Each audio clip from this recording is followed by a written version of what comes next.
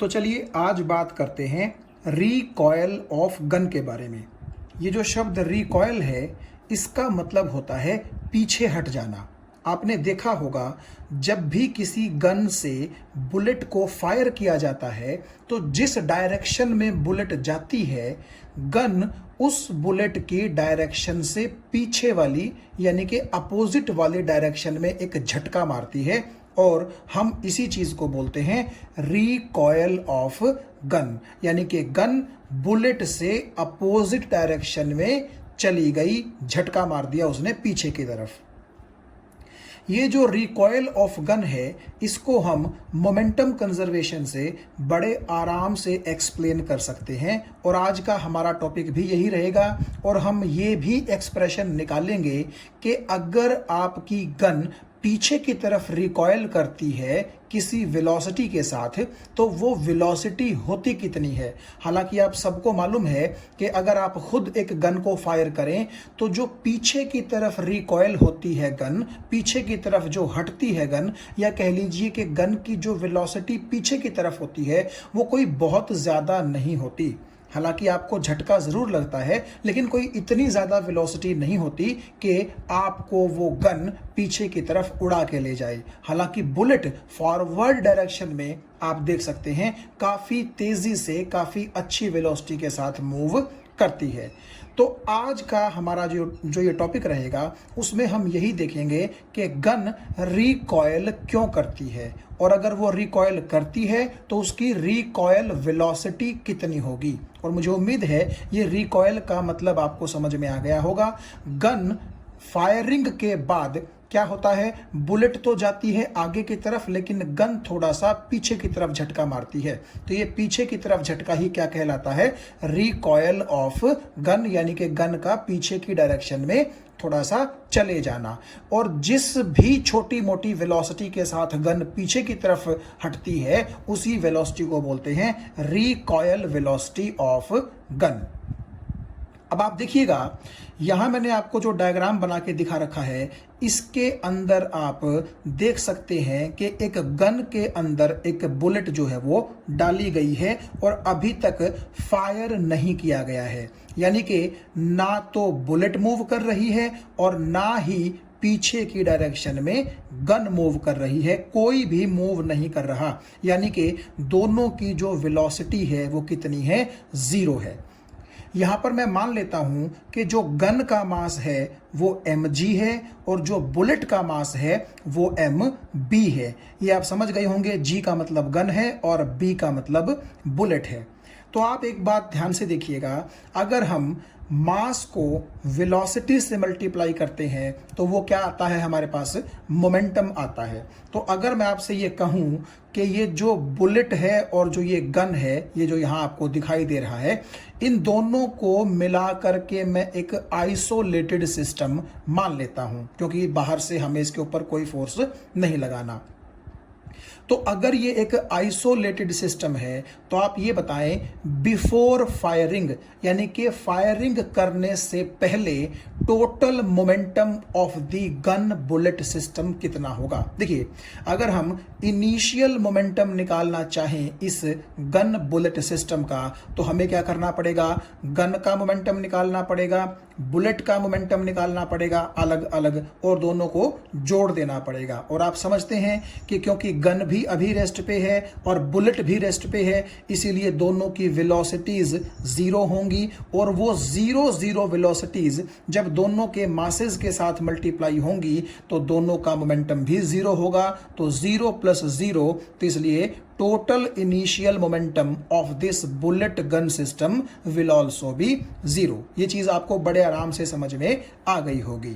इसको मैंने नाम दे दिया इक्वेशन नंबर 1 का। तो अभी आप ये समझ सकते हैं कि जब तक आपने बुलेट को फायर नहीं किया है, ठीक है, तब आपका जो ये गन बुलेट आइसोलेटेड सिस्टम है, इसका टोटल इनिशियल मोमेंटम कितना है, 0 है।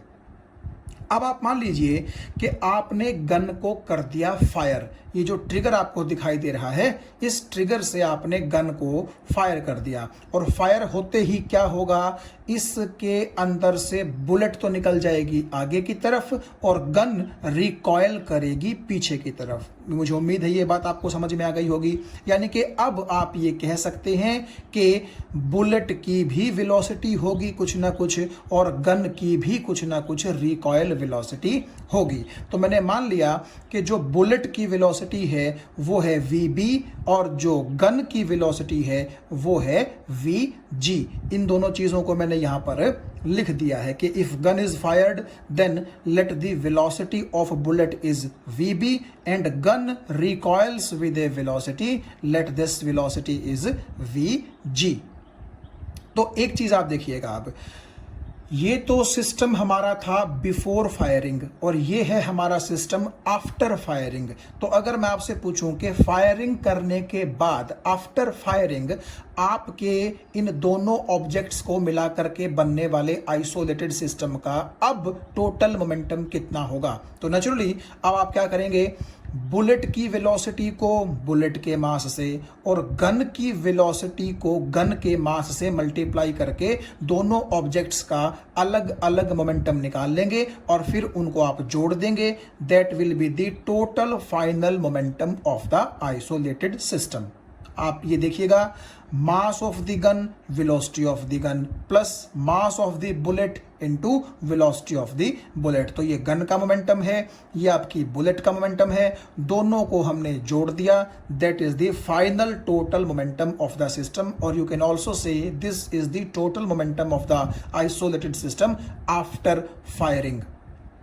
और हमें एक चीज पता है कि कंजर्वेशन ऑफ मोमेंटम क्या बोलता है कि किसी एक टाइम पर आइसोलेटेड सिस्टम का जितना मोमेंटम रहा होगा टोटल, किसी दूसरे टाइम पर भी वो मोमेंटम उतना ही रहेगा, यानी कि मोमेंटम चेंज नहीं करेगा। तो इसलिए मैंने क्या लिखा कि initial momentum of the isolated system is equal to final momentum of the isolated system. और आप देख सकते हैं इनिशियल मोमेंटम सिस्टम का कितना था, 0, और फाइनल मोमेंटम सिस्टम का जो कि इक्वेशन 2 से रिप्रेजेंट किया गया है वो है इतना। तो होना तो दोनों को बराबर ही पड़ेगा क्योंकि ये एक आइसोलेटेड सिस्टम हम मान करके चल रहे हैं। इसीलिए आप ये कह सकते हैं कि इक्वेशन 2 और इक्वेशन 1 को जब आप कंपेयर करेंगे तो हमें मिलेगा कि ये चीज किसके बराबर हो जाएगी, 0 के। तो यहां आप देख सकते हैं कि जब आप इक्वेशन 1 और इक्वेशन 2 को कंपेयर करेंगे तो ये चीज हो जाएगी 0 के बराबर। और आप देखिएगा इसको जब आप सॉल्व कर लेंगे तो वीजी का मतलब recoil velocity of the gun, वो आपकी इतनी आ जाएगी विद नेगेटिव साइन। इसका भी हम जिक्र करेंगे कि इस नेगेटिव साइन का मतलब होता क्या है। देखिए, आप सबसे पहले इस फॉर्मूले पर ध्यान दीजिए जो हमने निकाला है किसके लिए, recoil velocity of the gun के लिए। ये किसके बराबर आया, mass of the bullet into velocity of the bullet divide by mass of the gun. ठीक है, तो ये एक्सप्रेशन हमारा आ गया recoil velocity of the gun के लिए। इसमें आप एक चीज देख सकते हैं और वो ये कि मास ऑफ द गन जितना ज्यादा होगा recoil velocity of the gun उतनी ही कम होगी और वाइस वर्सा भी इसका ट्रू है।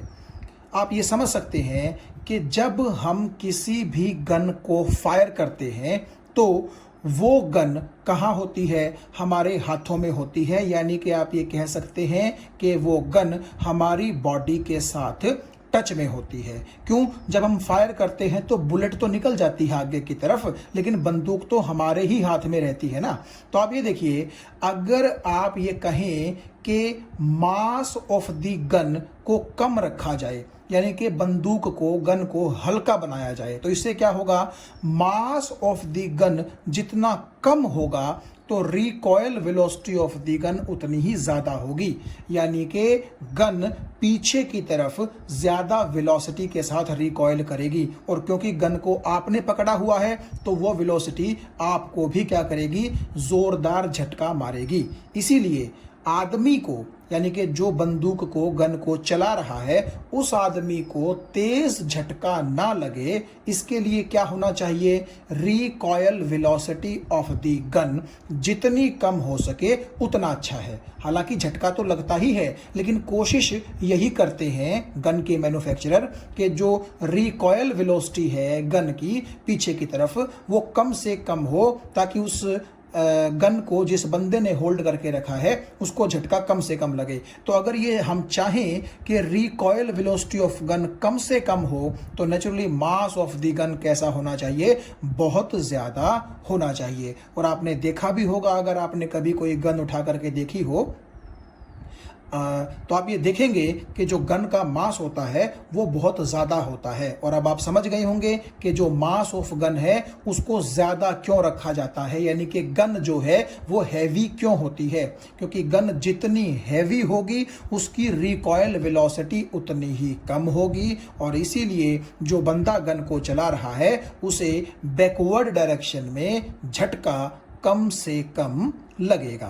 और यहां पर जो ये नेगेटिव साइन है, आप देखिए मैंने क्या लिखा है कि negative sign shows that the velocity of gun is opposite to that of bullet. यानी कि बुलेट अगर आपकी आगे की तरफ जाएगी तो गन कहां जाएगी? पीछे की तरफ जाएगी। आप जानते हैं वेलोसिटी एक वेक्टर क्वांटिटी होती है, तो इसीलिए अगर इस बुलेट की वेलोसिटी की भी डायरेक्शन है तो आपकी गन की वेलोसिटी की भी क्या होगी? डायरेक्शन होगी। और ये नेगेटिव साइन उस डायरेक्शन को ही रिप्रेजेंट करता है। तो आप ये कह सकते हैं कि this negative sign shows that both velocities are opposite to each other. इसी टॉपिक के ऊपर आइए एक न्यूमेरिकल भी हम कर लेते हैं, जिससे हमें थोड़ा सा आसानी हो जाएगी चीज़ों को समझने में। आप यहाँ स्टेटमेंट में देख सकते हैं कि एक बुलेट है जिसका मास 20 ग्राम्स है और उसको फायर किया गया है हॉरिजॉन्टली। हॉरिजॉन्टली का मतलब धरती के बिल्कुल पैरेलल फायर किया गया है विद ए वेलोसिटी 150 मीटर पर सेकेंड। यानी कि जो बुलेट की वेलोसिटी है, मतलब फायर करने के बाद, वो कितनी है? 150 मीटर पर सेकेंड है। और इसको, बुलेट को किससे फायर किया गया है? फ्रॉम ए पिस्टल, गन नहीं है इस बार, पिस्टल है, ऑफ मास 2 kg, जिसका मास पिस्टल का कितना है? 2 kg है।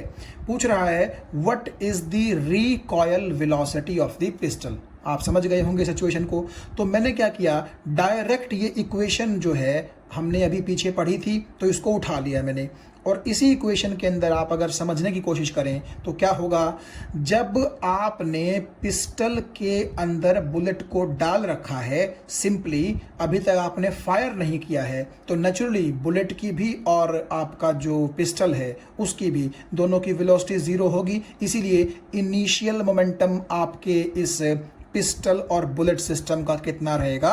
0 रहेगा। लेकिन जैसे ही आप पिस्टल से इस बुलेट को फायर कर देंगे तो क्या है, आप देखिएगा बुलेट की तो वेलोसिटी हमें दे ही रखी है, और आपकी जो पिस्टल है उसकी रिकॉयल वेलोसिटी हमसे पूछी गई है। तो मैंने क्या किया, मास ऑफ ये गन आप समझ लीजिए कि मास ऑफ पिस्टल है, और वेलोसिटी ऑफ गन आप समझ लीजिए कि वेलोसिटी ऑफ पिस्टल है। तो इन दोनों को मल्टीप्लाई कर दिया तो ये आ गया हमारे पास गन या पिस्टल का मोमेंटम। सिमिलरली हमने बुलेट का मोमेंटम निकाल लिया, दोनों को जोड़ दिया तो ये आ गया फायरिंग के बाद का क्या? Total momentum of the system. और कंजर्वेशन मोमेंटम के अकॉर्डिंग फाइनल मोमेंटम और इनिशियल मोमेंटम बराबर होते हैं। तो जब आप इस चीज को रखेंगे 0 के बराबर, तो देखिए मास ऑफ द गन की जगह आप रख दीजिए 2, क्योंकि मास ऑफ द पिस्टल हमें 2 दिया गया है। ये तो हमने निकालना ही है, recoil velocity of the pistol.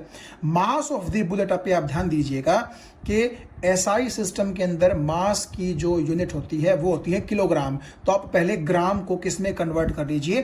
Kilogram में कन्वर्ट कर लीजिए। और वेलोसिटी के लिए हमें डरने की जरूरत नहीं है, वो ऑलरेडी एसआई में है। 150 की जगह हमने, सॉरी वीबी की जगह हमने क्या रख दिया? 150। मास ऑफ बुलेट किलोग्राम में इतना हो गया, और वेलोसिटी ऑफ बुलेट आपकी इतनी रख दी। तो जब आप इस चीज को सॉल्व करेंगे तो आप ये देखिए वीजी की वैल्यू आ जाएगी माइनस के 1.5 मीटर पर सेकेंड।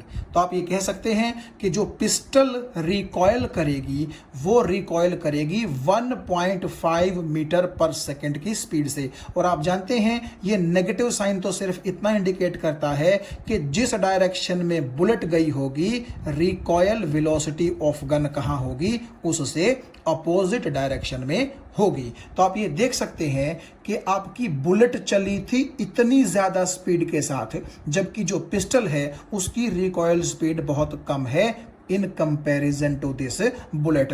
और ये आप समझ गए होंगे कि ये कम क्यों है। ये कम इसीलिए है क्योंकि पिस्टल का मास बुलेट के मास के मुकाबले बहुत ज़्यादा है। और यही फ़ायदा होता है कि गन या पिस्टल जो होती है उसका मास आप जितना ज़्यादा रखेंगे उसकी रिकॉयल वेलोसिटी उतनी कम होगी और जो बंदा उसको चला रहा है उसको उतना ही कम झटका महसूस होगा। तो गन और बुलेट का ये जो सिस्टम है इसमें हम मोमेंटम कंजर्वेशन कैसे समझ सकते हैं, आइए इस चीज़ को डिस्कस करते हैं। देखिए, आपको पता है फायरिंग से पहले जो आपकी बुलेट और गन का एक सिस्टम हमने माना है उसका टोटल इनिशियल मोमेंटम कितना होता है, 0। इसीलिए फाइनल मोमेंटम भी कितना होना चाहिए, 0 होना चाहिए। वैल्यू भले ही उसकी कुछ भी आए लेकिन रखना तो उसको 0 के बराबर ही पड़ेगा ना हमें। तो आप ये देखिएगा कि जब आप फायरिंग कर देते हैं तो बुलेट मान लीजिए इस तरफ मूव कर रही है यानी कि नेगेटिव एक्स एक्सिस में, तो नेचुरली आपकी गन कहाँ मूव करेगी, पीछे की तरफ मूव करेगी यानी कि पॉजिटिव एक्स एक्सिस में। तो इसीलिए हम ये बोल देंगे कि नेगेटिव एक्स एक्सिस में चलने वाली जो बुलेट है उसका नेगेटिव होगा मोमेंटम, और पॉजिटिव एक्स एक्सिस की तरफ रिकॉयल होने वाली जो गन है उसका मोमेंटम कैसा होगा, पॉजिटिव होगा। और नेचुरली दोनों ये जो मोमेंटम है अगर आप इनको जोड़ें तो आना चाहिए 0। क्यों? क्योंकि अगर इनिशियल मोमेंटम 0 था तो फाइनल को भी कितना होना पड़ेगा, 0। और आप जानते हैं एक चीज नेगेटिव है एक चीज पॉजिटिव है, तो दोनों का सम 0 कब होगा, जब दोनों की वैल्यू क्या हो, आपस में बराबर हो। तो इसलिए आप ये कह सकते हैं कि क्योंकि दोनों को मिला करके जो सिस्टम बनाया गया था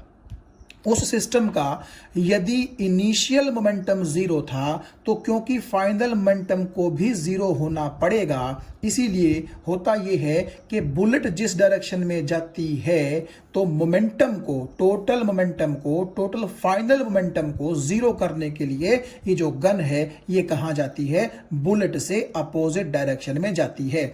और कुछ ऐसा होता है कि जितना मोमेंटम बुलेट का होता है इस डायरेक्शन में उतना ही मोमेंटम गन का होता है इस डायरेक्शन में। तो नेचुरली दोनों का मोमेंटम होता तो वैल्यू में सेम है, डायरेक्शन अपोजिट है यानी कि एक नेगेटिव है तो एक पॉजिटिव है, तो जोड़ेंगे दोनों को तो नेट मोमेंटम कितना आएगा, 0 आएगा। तो आप ऐसा बोल सकते हैं कि मोमेंटम को 0 करने के लिए यानी कि मोमेंटम को कंजर्व रखने के लिए अगर बुलेट आप समझिए कि आगे जाएगी तो ये गन कहाँ जाएगी, पीछे की तरफ जाएगी ताकि मोमेंटम कंजर्वेशन लागू हो सके।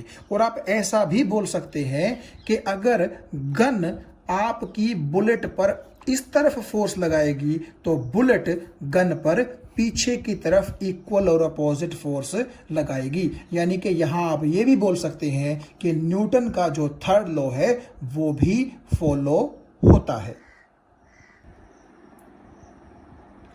तो आइए अब चलते हैं इस चैप्टर की एनसीईआरटी एक्सरसाइज की तरफ। एक्सरसाइज का जो पहला क्वेश्चन है उसको पढ़ने से पहले मैं एक चीज़ आपको इमेजिन करवा दूं, वो चीज़ आपको ये क्वेश्चन सॉल्व करने में हेल्प करेगी।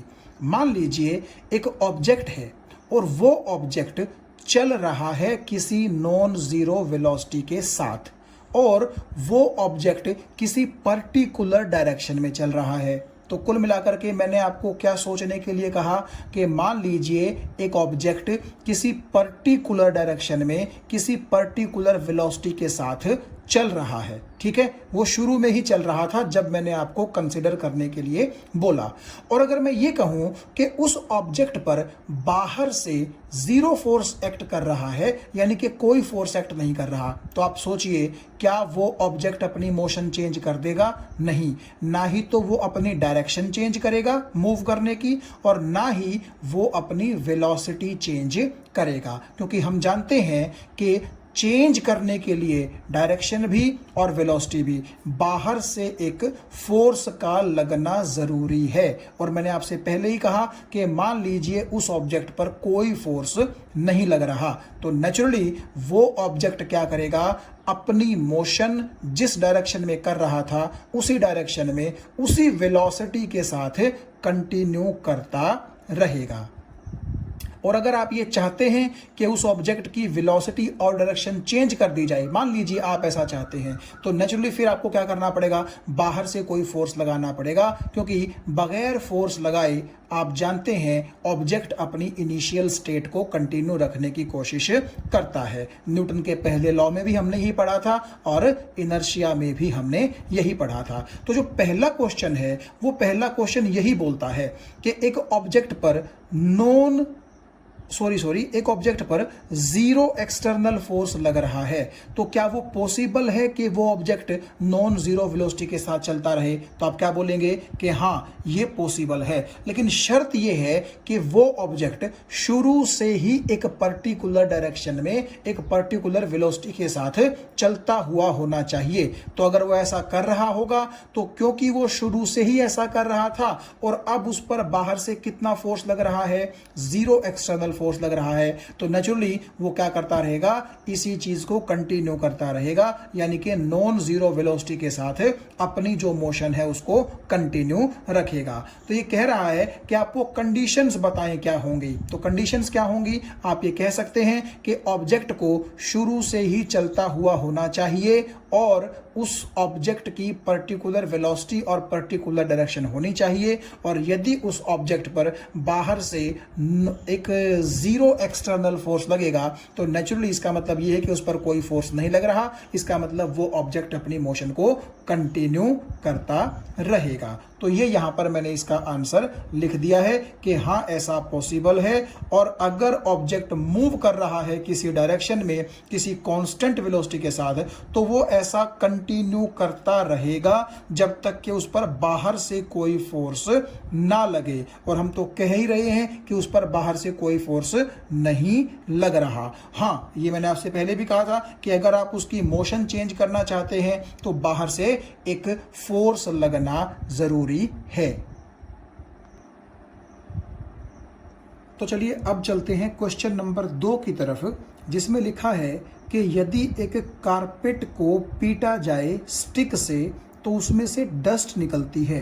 बोल रहा है ऐसा क्यों होता है?